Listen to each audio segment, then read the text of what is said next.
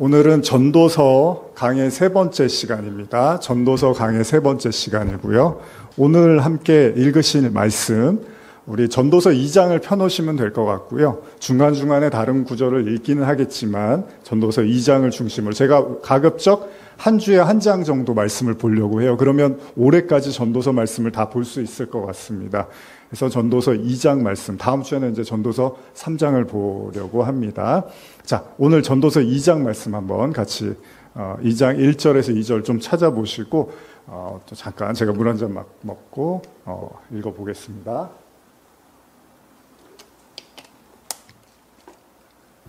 자, 전도서 2장 1절 2절 말씀 한번 읽겠습니다. 시작. 나는 내 마음에 이르기를 자, 내가 시험 삼아 너를 즐겁게 하리니 너는 낙을 누리라 하였으나 보라 이것도 헛되도다. 내가 웃음에 관하여 말하여 이르기를 그것은 미친 것이라 하였고 희락에 대하여 이르기를 이것이 무슨 소용이 있는가 하였노라. 지금 본문 읽으시면서도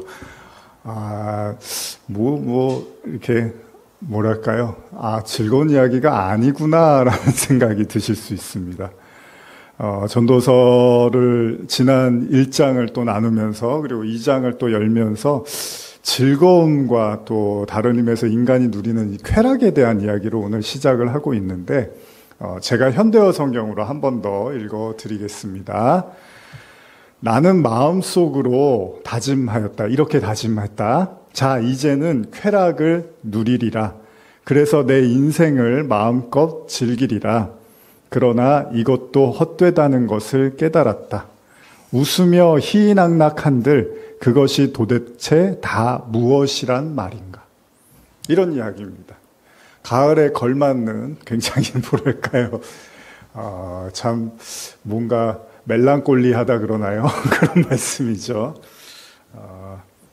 전도자는요, 대부분의 인간이 원하는 즐거움, 그러니까 쾌락, 그런 그럴듯한 철학에 대해서 뭔가 얘기를 할 것 같았는데 결국 또다시 헛되다는 얘기로 결론을 맺고 있습니다. 그러니까 맥을 확 끊어버립니다. 바람을 그냥 확 빼버립니다.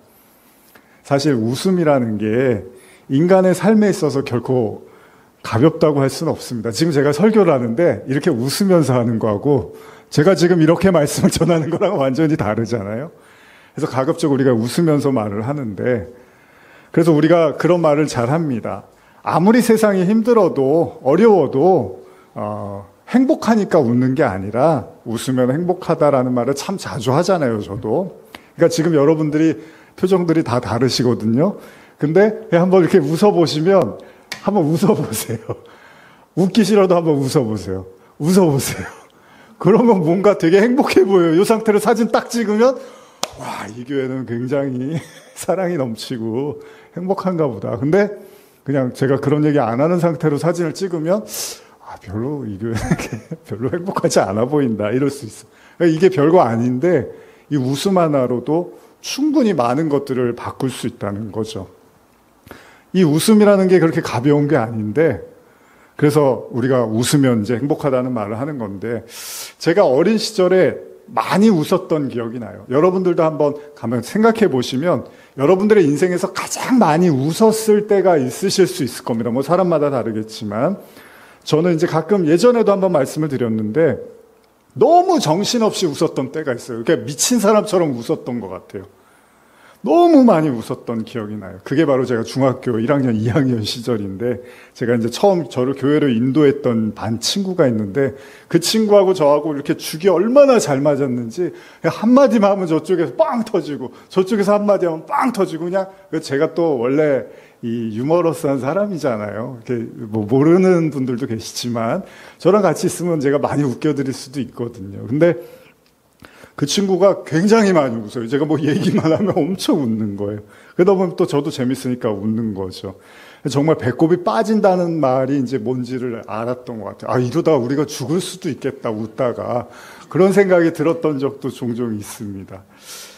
그런데 그런 세세한 웃음이 이제 어느새 쌓여만 갔고, 그래서 중학교 시절을 떠올리면은 저한테는 되게 많이 웃었던 기억. 근데 사실 웃을 일들이 그렇게 많지 않았습니다. 제 삶에서 중학교 시절이 그렇게 뭐 행복한 꼭 시간은 아니었어요. 혹시 여러분들 최근에 배꼽 빠질 정도로 많이 웃었던 기억 있으십니까? 이것도 방송이 아니면 좀 제가 다 여쭤보고 싶은데, 방송 때문에. 꺼버릴까요? 혹시 여러분들이 제일 많이 웃었던 기억들이 있을까요? 얼마 전에는 엊그제 추석 때는 제 아이하고 이제 TV로 영화 보는데 애가 아주 그냥 엄청 웃더라고요. 제가 되게 행복하더라고요. 옆에서. 그냥 웃는 게 아니고요. 진짜로 너무 재밌었어. 너무 웃겨서 웃었던 기억. 그런 기억이 있으십니까?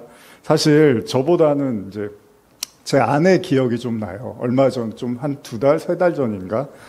아내가 이제 하루 이렇게 휴일이 있어서 평일이었는데, 그래서 제가 이제 좀 같이 쉼을 어쨌든 제 아내도 뭐 주말에는 교회 일을 하고 또 주중에는 회사 일을 하고 하니까 좀 좋은 시간이니까 잠깐이라도 시간을 내서 이제 소극장에 공연을 보러 갔어요. 소위 이제 공연을 보러 갔는데, 거기 이제 멀티맨 3명이 이제 나오는데, 거기 멀티맨이 있잖아요. 뭐 이런저런 이제 역할을 하는. 근데 그 멀티맨의 대사에 제 아내가 이제 빵 터진 거예요. 그래서 예전에도 몇 년 전에도 한번 기억이 나는데 너무 웃어갖고 그 연극하는 배우가 제 아내 보고서 약간 이제 충격을 받아서 대사를 까먹고 막 이랬던 적이 있어요. 한 번 웃으면 되게 많이 웃는 경우가 있거든요. 근데 그 대사에 이제 그날도 뭔가 확 빵 터져서 공연 끝날 때까지 계속 그 사람만 나오면 킥킥거리고 웃더라고요. 근데 원래 제 아내가 그렇게 많이 웃는 편이 아니고, 제가 유머하면 제일 안 웃는 사람이 제 아내입니다. 그러니까 항상 안 맞는다 그래요. 당신 유머하고 저하고는 안 맞는다고. 근데 한 번 어디 꽂히면 이제 눈물이 지금 갑자기 웃고 있어요. 그런데, 그 출연했던 배우가 했던 대사가 뭐냐면, 갑자기 이제 홍길동 흉내를 내는 거예요. 그러면서 홍길동 흉내를 내는데 이제 뭘 흉내내지? 사람들이 이렇게 보는데 갑자기 아버지라 부르지 못하는 이제 홍길동에 대한 저 지금 울면서 웃고 있어요. 근데 뭐라고 하냐면, 엄마, 고모, 이모, 삼촌, 이러는 거, 이렇게 웃는 거예요, 지금. 지금처럼. 그래서 공연 끝날 때까지 계속 웃는 거예요. 지금 가끔도 제가 기분 안 좋으면 이것만 하면 막 웃더라고요. 그래서 여러분들도 제 아내가 표정이 안 좋아 보이고 그러면 이거 한번 해주시면 그냥 바로 웃습니다. 그래서 저녁으로 이제 공연이 끝나고 나와서 순두부찌개하고 제육볶음을 먹었거든요. 근데도 그 기분이 굉장히 좋아서 그런지 마치 제가 고급 레스토랑에서 밥을 사준 것처럼 너무 이렇게 행복해 보였습니다. 다시 말하면 대단할 리 없었던 평범한 하루의 데이트였는데, 그날 그 배우의 연기로 인해서 아내가 굉장히 즐거워 보였습니다. 사실 제가 전도서 설교를 준비하면서 전도자가 하도 더덥다 하니까 저도 그런 얘기를 안 하는 사람은 아닌데 약간 반감이 좀 드는 거예요. 뭐 툭하면 더덥다, 부질없다, 헛되다 이러니까 책을 뭐하러 쓴 거야 도대체, 뭐 이런 생각이 드는 거예요. 물론 이런 성경 구절이요, 조금 마음이 이렇게 우울하고 별로 세상 사는 의욕이 없는 분들에게는 그래 이 말이 맞아 이럴 수도 있어요. 근데 그런 마음을 가지고 그래도 어떻게 열심히 살아보려는 사람한테 이런 구절을 딱 보여주면 그래 살아서 뭐해, 이게 다 무슨 소용이야, 이런 생각을 오히려 들게 만들 거 아니에요. 그러니까 이 기운 빠지는 얘기를 도대체 전도자가 왜 자꾸 하고 있는지에 대해서 여러분과 제가 좀 잘 생각해 볼 필요가 있는 것 같아요. 요즘 시대에는 사람들이 사실 크고 작은 우울을 가지고 삽니다. 거의 다 우울증을 가지고 있는 것도 사실입니다. 뭐 심한 사람도 있고 또 그렇지 않은 사람이 있는 것 차이지, 대부분 요즘은 아이들도 우울증을 많이 가지고 있습니다. 작더라도요. 사실은 자신도 모르는 감정, 어쩌면은 이제 여러분들도 조금씩은 이제 가지고 계시겠지만, 저도 누구 못지않게 그 우울이라는 감정을 아주 깊이 느꼈던 사람 중에 한 사람입니다. 그래서 어느 정도는 그 우울에 대해서 알고 있습니다. 그런데 그럴 때마다 지금 지난 시간을 기억해 보면 제가 많이 마음이 힘들고 무너져 있을 때 작은 저에게 웃음을 주고 즐거움을 주었던 사람들이 분명히 저한테 힘이 됐고요. 그래서 저를 웃게 해준, 그 웃음을 선사해 준 사람들이 고맙고 기억에 많이 남습니다. 그래서 좀 그 사람이 저한테 이렇게 잘 안 해줬어도 그날 그 웃음을 줬던 그 기억이 오히려 다 그 과거의 기억을 덮어버릴 정도로 그 즐거움을 무시할 수 없더라는 겁니다. 근데 전도자가 뭐라고 하냐면 웃으면서 희희낙낙하는 것이 미치고 아무 소용이 없다는 뉘앙스로 말하고 있다는 거예요. 그러니 참 이걸 어떻게 설명해 드려야 될까 난감한 노릇입니다. 그래서 한번 주석을 봤습니다. 이 주석은 뭐라고 여기에 대해서 이야기하고 있는지를 한번 주석을 좀 읽어드리겠습니다. 여기서 즐거움이란 본절 이하에서 암시되어지는 바 재산의 소유나 감각적인 쾌락에서 오는 기쁨으로 이해된다. 따라서 이는 하나님께로 말미암는 평안과 은총을 통해 누리게 되는 기쁨과는 구분된다. 또한 여기서 보다란 단순히 시각적으로 보고 감시하는 것뿐만 아니라 어떤 것을 보고 받아들이거나 즐기거나 경험한다는 뜻을 함축하는 바 본 구절은 대부분 사람들이 좋다고 여기고 추구하는 것, 곧 쾌락을 체험해 보라는 뜻이다. 이제 이해가 좀 가시나요?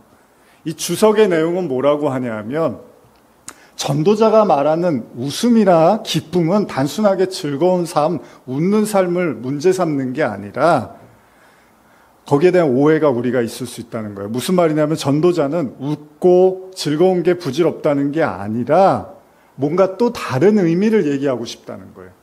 주석에서도 읽어드렸지만 지금 전도자가 말하는 즐거움이나 쾌락의 개념은 소위 세상적인 부에 대한 축적이라든지 인간의 그 오감으로 느끼는 그 말초신경적 쾌락을 내포하고 있는 것으로 보입니다. 다시 말하면 주석의 이야기처럼 소위 세상 사람들이 좋다고 하는 것들, 세상 사람들이 즐겁다라고 하는 것들, 그것들을 실제로 경험해 보라는 거예요. 그리고 그 끝에서 결코 그것들이 별것이 아니었고 부질없고 헛되다라는 것을 말하고 있다는 겁니다. 그러니까 단순하게 뭐 웃지 말라, 즐겁지 말라 이런 차원의 얘기는 아닙니다. 그러니까 저하고 여러분들이 전도서 읽을 때 오해하지 말아야 될게요. 전도서는 솔로몬이 썼다고 우리가 보잖아요. 그 솔로몬은 최고의 지혜자인데 최고의 지혜자가 유치하게 웃지 마, 즐겁게 살지 마 이런 얘기를 하지는 않았을 거 아니에요. 그러니까 훨씬 더 깊은 어떤 뜻을 가지고 있었을 거예요. 제가 어제 이제 뭐 이런저런 좀 스트레스가 있었어요. 그런데 갑자기 전도서 말씀이 떠오르는 거예요. 거기 보면 그런 말씀이 있습니다. 나지 않는 게 차라리 낫다라는 말이 있어요. 세상에 태어나지 않는 게 태어난 것보다 낫다는 말이 있어요. 이제 앞으로 나오게 될 말인데 갑자기 그 말씀이 떠오르면서 이거 어떻게 이제 설교를 해야 될까? 이제 어차피 나올 말씀이니까요. 그러면서 어제 하루 종일 이제 그 말씀을 묵상을 했던 기억이 나는데 가볍게 접근할 문제는 아니라는 겁니다. 전도자가 하는 말은 굉장히 의미심장한 이야기겠죠. 어쨌든 간에 여러분 이런 생각을 하실 거예요. 경험해보지 않고 알 수 없는 것들이 있습니다.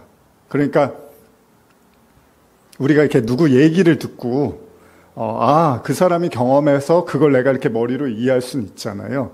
근데 사실 대부분은 경험해야지 아는 거잖아요. 어쩌면 가져보지 않은 자가 가진 자들에 대해서 허물을 논하면 별로 귀담아 들지 않을 수도 있습니다. 그러니까 제가 여러분들한테 돈도 없으면서 아이고 그까짓 거 돈 그거 그까짓 거 그거 아무것도 아니라고 하면 여러분들이 별로 동의가 안 될 거라니까 감동이 안 될 거라는 겁니다. 예를 들면 우리가 잘하는 말처럼 아파보지 않은 사람이 어떻게 그 사람 마음을 알겠냐고 하잖아요. 그러니까 아파봐야지만 아는 거잖아요. 그거는 상대방의 마음을. 또 부유한 자가 가난한 자의 마음을 또 알 수 있겠으며 또 내가 타인이 아닌 이상 그 타인의 마음을 어찌 다 헤아릴 수 있겠냐는 거예요. 어쩌면 그렇기 때문에 전도자는요, 이 모든 걸 다 자기가 체험을 해보려고 했습니다. 어떻게든 이것저것 다 경험을 해봐서 그것이 어떤 의미인지 어떤 뜻인지를 깨달으려고 했던 거예요. 그래서 전도자의 삶은 일종의 시험과 같은 삶이었던 것 같아요. 항상 테스트하고 그 결과를 깨닫고 배우려고 하는 삶이 전도자의 삶이었던 것 같습니다. 자신이 할 수 있는 영역에서 자신에게 허락되는 한 전도자는 지혜와 깨달음을 위해서 이 모든 일에 뛰어듭니다. 기꺼이 뛰어듭니다.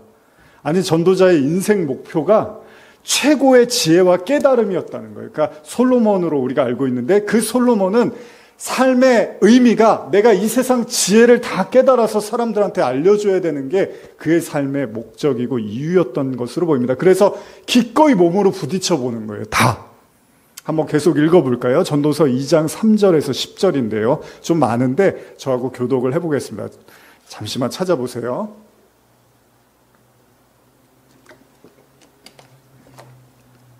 자, 2장 3절에서 10절 교독하겠습니다. 제가 먼저 읽겠습니다. 내가 내 마음으로 깊이 생각하기를 내가 어떻게 하여야 내 마음을 지혜로 다스리면서 술로 내 육신을 즐겁게 할까? 또 내가 어떻게 하여야 천하의 인생들이 그들의 인생을 살아가는 동안 어떤 것이 선한 일인지를 알아볼 때까지 내 어리석음을 꼭 붙잡아 둘까 하여 나의 사업을 크게 하였노라. 내가 나를 위하여 집들을 짓고 포도원을 일구며 여러 동산과 과원을 만들고 그 가운데에 각종 과목을 심었으며 나를 위하여 수목을 기르는 삼림에 물을 주기 위하여 못들을 팠으며 남녀노비들을 사기도 하였고 나를 위하여 집에서 종들을 낳기도 하였으며 나보다 먼저 예루살렘에 있던 모든 자들보다도 내가 소와 양떼의 소유를 더 많이 가졌으며 은금과 왕들이 소유한 보배와 여러 지방의 보배를 나를 위하여 쌓고 또 노래하는 남녀들과 인생들이 기뻐하는 저 첩들을 많이 두었노라. 내가 이같이 창성하여 나보다 먼저 예루살렘에 있던 모든 자들보다 더 창성하니 내 지혜도 내겐 여전하도다. 무엇이든지 내 눈이 원하는 것을 내가 금하지 아니하며 무엇이든지 내 마음이 즐거워하는 것을 내가 막지 아니하였으니 이는 나의 모든 수고를 내 마음이 기뻐하였음이라. 이것이 나의 모든 수고로 말미암아 얻은 몫이로다. 자, 좀 길었지만 잘 읽어주셨습니다. 그렇습니다. 지금 읽은 것처럼 전도자는 자신이 할 수 있는 모든 방법을 동원해서 인생의 이유와 선에 대한 깨달음을 얻고자 애를 부단히 썼습니다.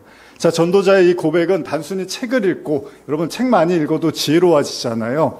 주변에 또 어른들, 또 경험이 많은 분들의 이야기를 들어도 지혜로워집니다. 근데 그런 차원이 아니라 본인이 몸소 체험하고 겪은 것들을 깨닫고 고백한 내용이라는 겁니다.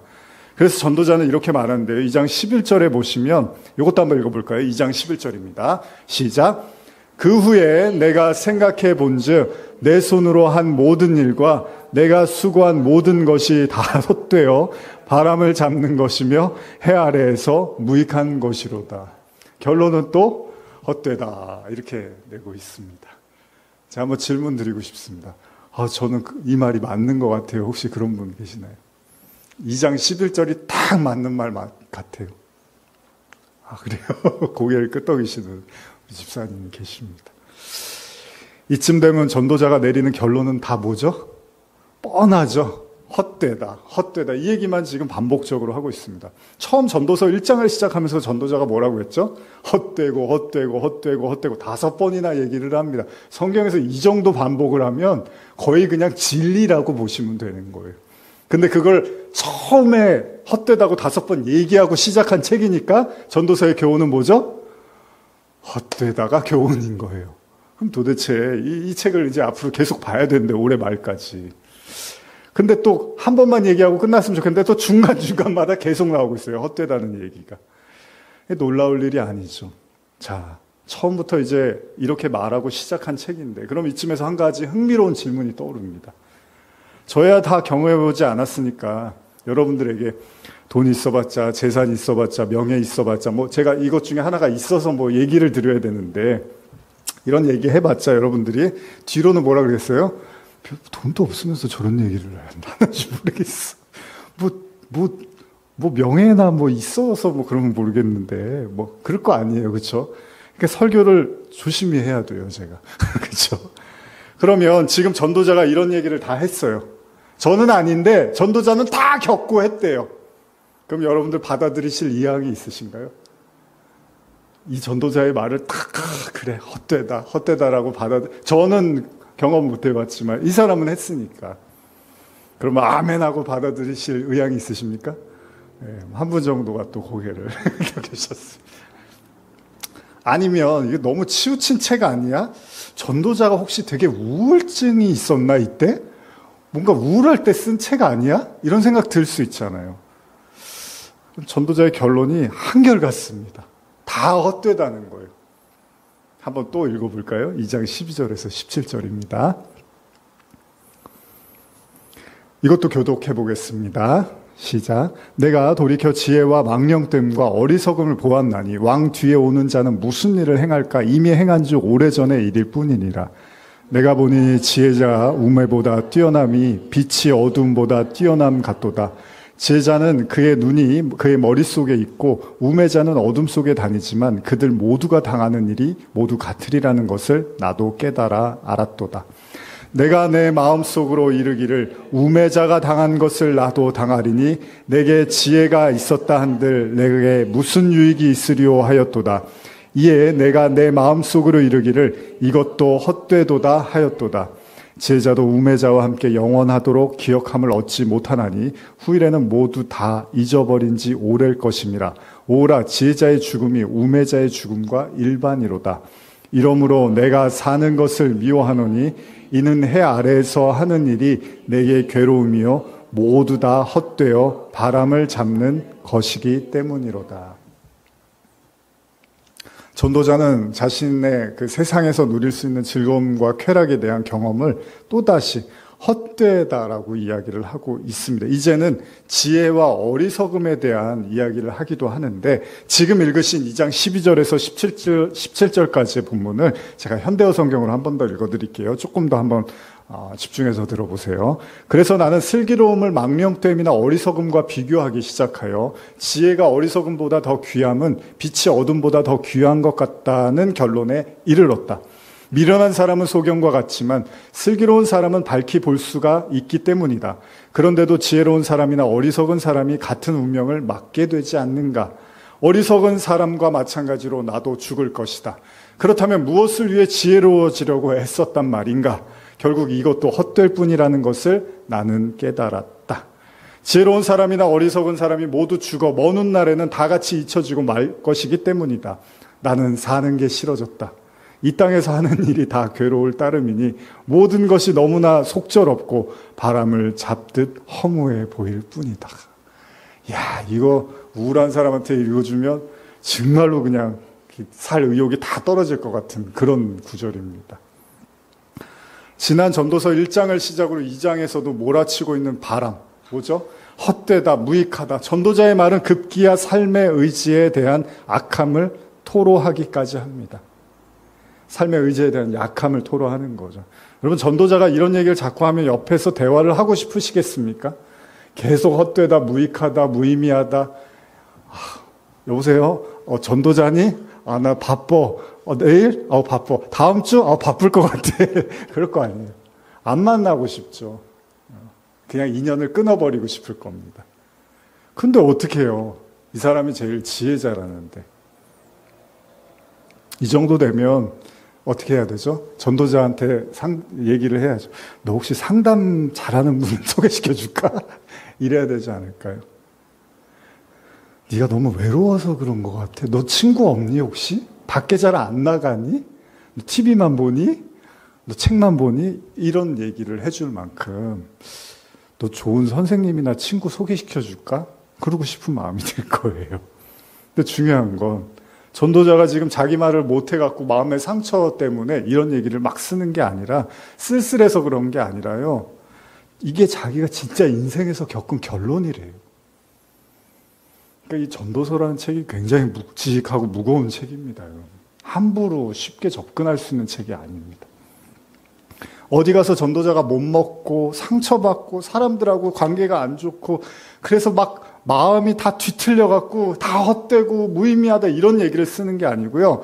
잘 먹고 잘 살고 하고 싶은 거 다 하고 사람도 마음껏 부려버리고 다 했는데 다 지내고 보니까 헛되다고 말을 하는 거예요. 문제가 있어서 이런 얘기를 하는 게 아니라 성격적 결함이 있어서 이런 얘기를 하는 게 아니라 아주 건강한 사람이었어요. 근데 이런 얘기를 한단 말이죠. 그러니까 제가 가끔 설교하다가 좀 이렇게 어둡고 침침한 얘기를 드려도 황 목사가 오늘 별로 기분이 안 좋은가 보다 이렇게만 생각하지 마십시오. 성경 자체가 좀 그런 면이 있습니다. 밝은 면도 있지만 상당히 어두운 면도 있습니다. 그러나 그것도 다 나중에 하나로 볼 수 있어야 되는 거죠. 자, 또 이렇게까지 말하는 이유는 또 전도자가 절망한 이유 중에 하나가 지혜자나 우매자가 처한 운명이 같다는 거예요. 그러니까 여러분들이 그런 생각 하잖아요. 저 사람은 저렇게 착한데 갑자기 갔대. 저 사람 저렇게 성실하고 열심히 일했는데 그냥 하루아침에 갑자기 가버렸대. 저 사람은 저렇게 못되고 정말 아픈데 저 사람 되게 잘 살아. 아, 건강해. 이런 거 우리가 힘들잖아요. 지금 전도자가 그런 거예요. 지혜롭게 살든 우매하게 살든 모두가 운명이 똑같다는 걸 전도자가 깨달았다는 겁니다. 하기사 인간이 착각하지 말아야 될 게요. 살아있을 때는 뭔가 내가 남하고 좀 다른 것 같고 내가 대단하고 잘난 것 같고 똑똑한 것 같은데 사실은 그 운명까지 뒤덮을 수는 없다는 겁니다. 무슨 말이냐면 전도자 말처럼 모든 인간의 운명은 다 똑같이 죽음이 찾아오고요. 결국은 잊혀지게 될 거고 인간의 수명도 누가 더 길지를 장담하지를 못한다는 겁니다. 아무도 모릅니다. 오래전에 보았던 드라마, 한때 선풍적인 인기를 끌었던 드라마 도깨비의 한 장면이 떠오릅니다. 제가 좀 가물가물하긴 한데 아마 기업의 회장이었던 것 같아요. 그리고 자기의 비서였던 것 같은데 같이 죽었던 것 같아요. 그래서 이제 그 드라마 속에서 소위 망각의 뭐 차 같은 걸 마시는 것 같은데 그걸 마시라고 이제 이야기를 하니까 거기서도 자기가 사장이고 자기가 회장이고 비서인 줄 알고 비서한테 시키는 거예요. 이거 좀 갖고 와봐. 그러는 거예요. 살았을 때 누리던 특권이 죽어서도 계속될 것이라는 착각을 하고 있는 거죠. 그렇습니다. 전도자의 말에 공감이 가는 게 있습니다. 모든 인간은 다 똑같다는 거예요. 도토리 키재기란 말 있죠. 비행기 타보시면 사람이 보입니까? 안 보입니다. 근데 사람들은 내가 2cm 더 커, 내가 너보다 10cm 더 커, 자기네들끼리 맨날 이거 하고 있는 거. 내가 너보다 더 똑똑하다니까, 내가 너보다 더 잘났다니까, 내가 너보다 더 잘 산다니까, 이거 가지고 평생을 싸우는 사람들이 많아요. 저 위에서 보면 그냥 여기 검은 머리만 보이는데 시편 146편 1절에서 5절 제가 읽어드릴게요. 할렐루야 내 영혼아 여호와를 찬양하라. 나의 생전에 여호와를 찬양하며 나의 평생에 내 하나님을 찬송하리로다. 귀인들을 의지하지 말며 도울 힘이 없는 인생도 의지하지 말지니 그의 호흡이 끊어지면 흙으로 돌아가서 그날에 그의 생각이 소멸하리로다. 야곱의 하나님을 자기의 도움으로 삼으며 여호와 자기 하나님에게 자기의 소망을 두는 자는 복이 있도다. 인간이 그러니까 우리가 같이 공존하고 서로 돕는 게 맞지만 사실 인간이 인간에게 의지할 수 있는 존재는 못 된다는 겁니다.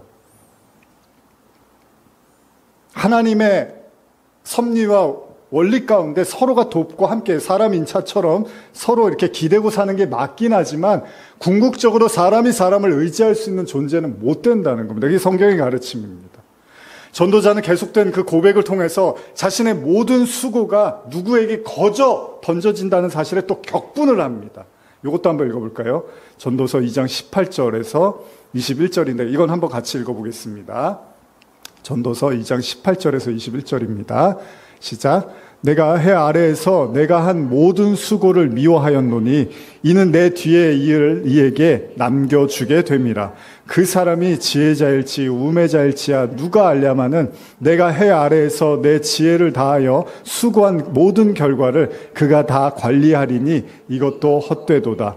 이러므로 내가 해 아래에서 한 모든 수고에 대하여 내가 내 마음에 실망하였도다.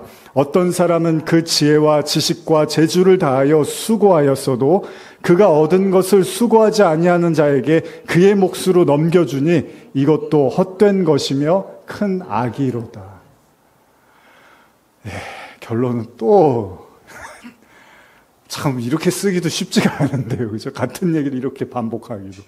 사람을 이렇게 힘들게 하려고 쓴 책처럼 느껴질 정도로요. 제가 현대어로 한 번 더 읽어드릴게요. 20절, 21절인데 나는 이 세상에서 무엇인가를 이루고자 했을 명분도 의욕도 다 잃어버렸다. 지혜와 지식을 짜내고 온갖 기술을 다 동원하여 내 평생 이뤄놓은 일을 아무런 수고도 하지 않은 사람에게 그것도 전혀 보상 없이 넘겨줘야 한다는 것은 허무하고도 아주 잘못된 일이다. 내가 돈을 모았는데 물려줄 사람이 없는. 그러니까 아무나 이걸 가져가 버리는 거예요. 전도자가 여기에도 또 갑자기 우울해지기 시작합니다. 이것도 헛되구나. 그렇습니다. 전도자가 인간의 수고와 노고에 대한 헛됨을 논하는 이유 중에 하나가 바로 지금 읽은 것처럼 지혜자가 아무리 수고하고 노력한 결과물 이후에 아무런 수고도 하지 않은, 심지어는 지혜롭지도 않고 우매하기까지 한 그 누군가에게 돌아가기도 한다는 거예요.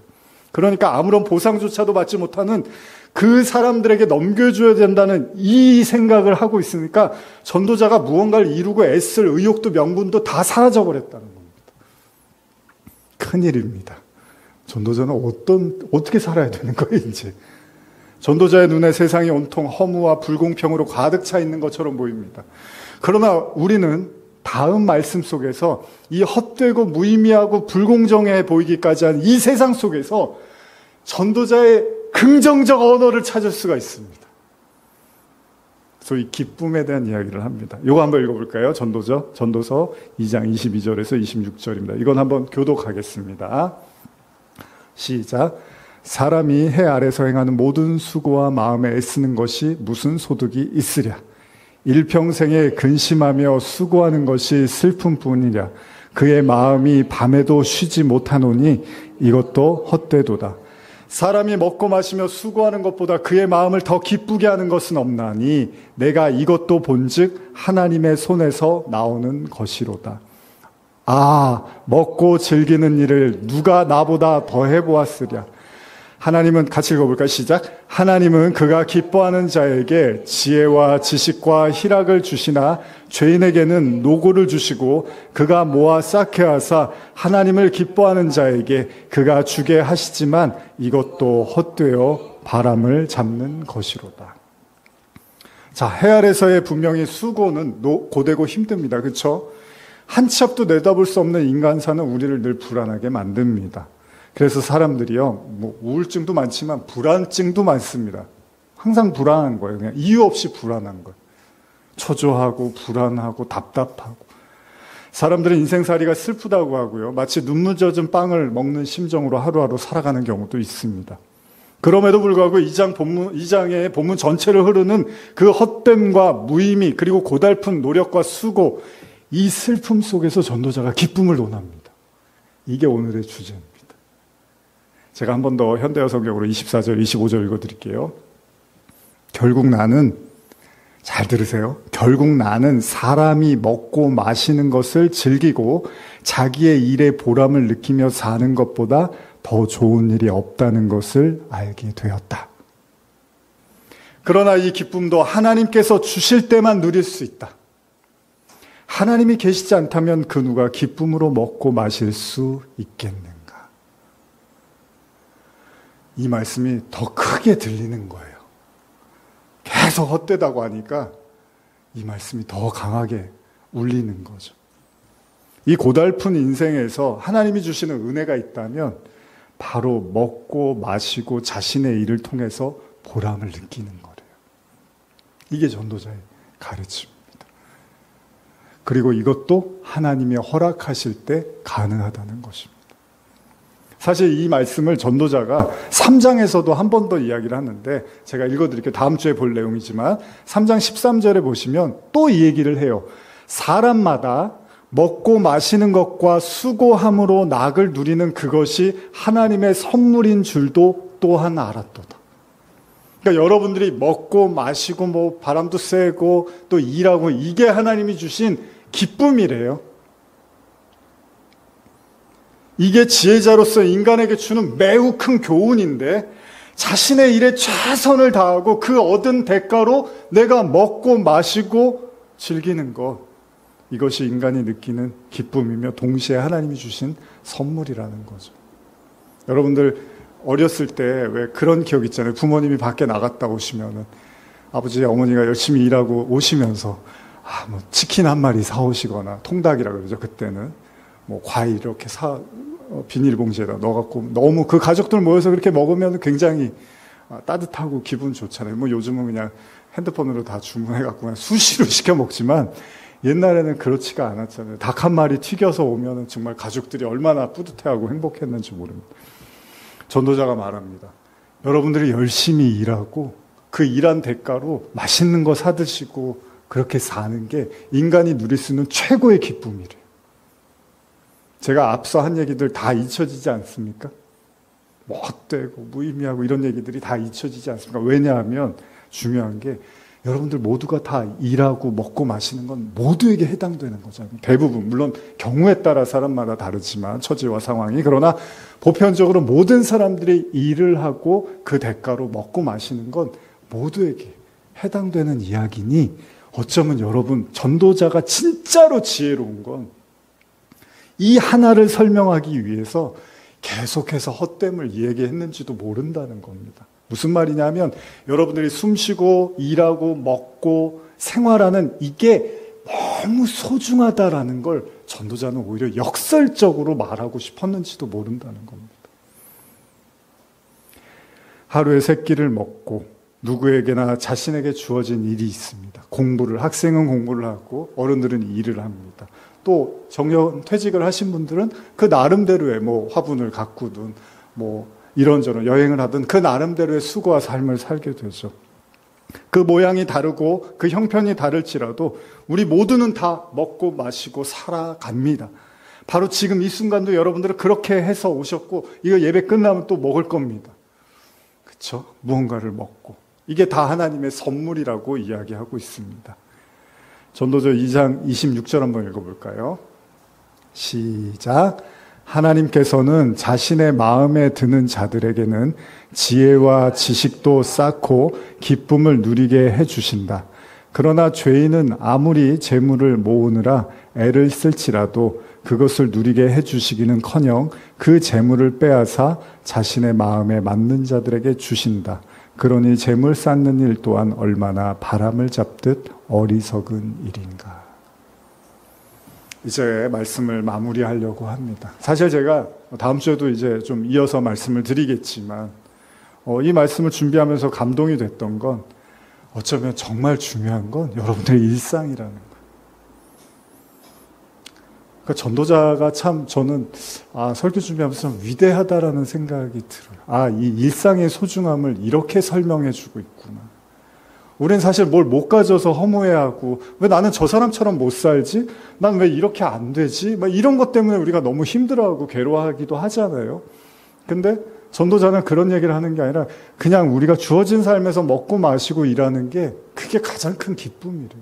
뭐를 이루고 뭐를 가지고 뭐를 축적하고 뭐를 물려줄 생각 이런 거 하지 말라는 거예요. 그런 거에 너무나 많은 생각과 그런 고민을 하지 말고 그냥 주어진 하루하루를 최선을 다해서 살고 누리라고 말하고 있습니다. 근데 이렇게 다 얘기를 해줬는데 이제 가면서 근데 그래도 돈이 있어야지. 그래도 좀 모아둬야지. 그래도 뭔가 좀 잘 풀려야지. 이제 이런 생각을 우리가 한단 말이죠. 근데 전도자가 아주 냉정하게 그게 다 바람을 잡는 거래요. 저도 얘기하고 이제 마무리할게요. 진짜 좋은 신앙인은 뭘까라는 생각을 해봤어요. 이 말씀들을 준비하면서. 저도 설교할 때 약간 이제 진지하고 힘이 들어가기도 하는데 정말 좋은 말씀은 뭘까? 뭐 이런 생각도 좀 많이 해보고 그랬는데 이제 제일 중요한 건 그거 같아요. 그때 그 사람들과의 관계에서 최선을 다해서 즐거움을 누리고 나누고 또 꼭 해줘야 될 이야기들을 해주는 거 그게 우리가 후회 없는 삶인 거잖아요. 그러니까 전도자가 말하는 그 인생의 허물을 이야기하는 듯 하지만 또 동시에 전도자는 인생에서 중요하지 않은 어떤 것도 없다라는 얘기를 같이 하고 있는 거니 빛과 어둠이 공존하는 것처럼 결국 허무와 기쁨도 공존하고 있다라는 얘기를 하는 거니까 여러분들의 삶에 1분 1초도 무의미한 삶은 없다는 얘기를 역설적으로 하고 있는 것 같습니다. 이제 삶에 살아오신 시간들이 다 틀리니까 말씀을 이렇게 나눠보면 다 다르겠지만 분명한 사실은 우리 앞에 생이 끝나갈 때 제 아이가 가끔 요새 듣는다고 하는데, 우리 앞에 생이 끝나갈 때, 그때 여러분들이 후회가 없으셨으면 좋겠어요. 아, 내가 그 사람하고 여행 한번 같이 가고 싶었는데, 아, 내가 그 사람하고 밥 한번 먹고 싶었는데, 아, 내가 그 사람하고 하루 정말 같이 온전히 보내고 싶었는데, 여러분들에게 주어진 오늘 하루, 그 기쁨, 그 낙을, 존재의 기쁨을 또 누리시는 여러분들 되시기를 축복합니다. 기도하시겠습니다. 하나님 감사합니다. 전도자의 지혜로움에 물론 제가 이렇게 설교했지만 저에게 그리고 말씀을 듣는 분들에게 이것이 큰 의미가 위로가 되기를 소원합니다. 무의미 속에서 의미를 말하고 있습니다. 무가치함 속에서 가치를 논하고 있고 헛됨 속에서 헛되지 않음을 말하고 있습니다. 우리의 삶도 그만큼 소중하고 의미 있음을 잊지 않게 하시고, 혹시나 이 중에 그냥 내가 먹고 살고 하는 게 그냥 하루살이 같은 별 의미 없는 삶의 연속이처럼 느껴진다 하더라도 그 속에서도 하나님의 진리가, 하나님의 은혜와 사랑이 흐르고 있음을 잊지 않게 하여 주시옵소서. 감사드리며 예수님의 이름으로 기도합니다. 아멘. 우리 같이 찬양하며 말씀 생각하며 기도하겠습니다.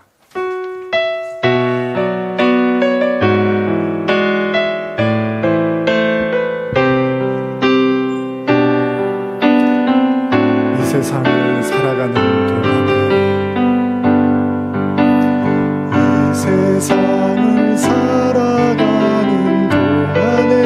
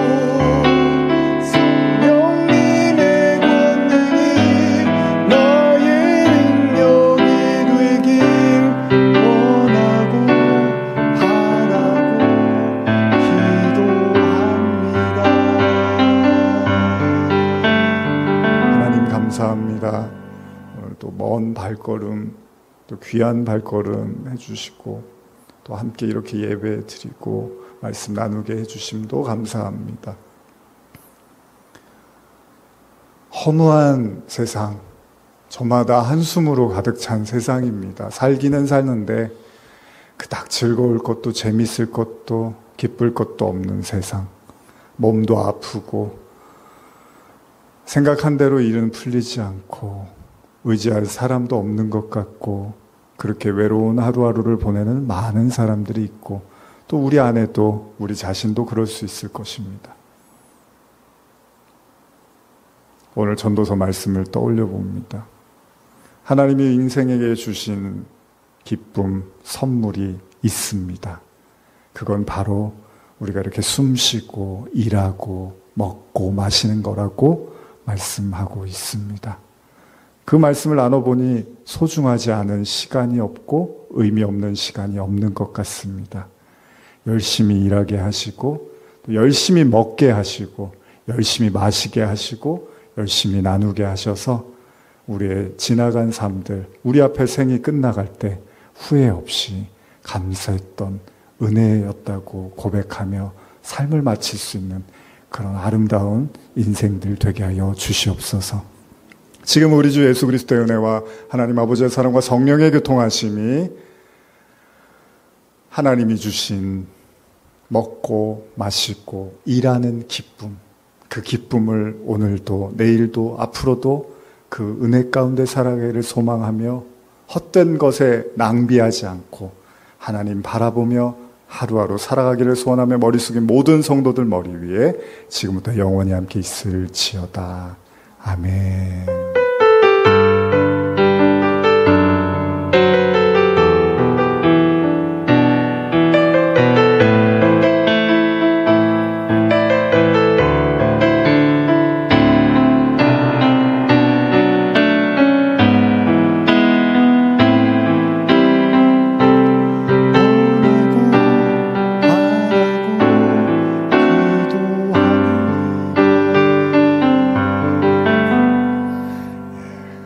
복된 주일 되시고요. 또 식사 맛있게 하시고 또 교제하시다가 평안히 가시기 바랍니다. 감사합니다.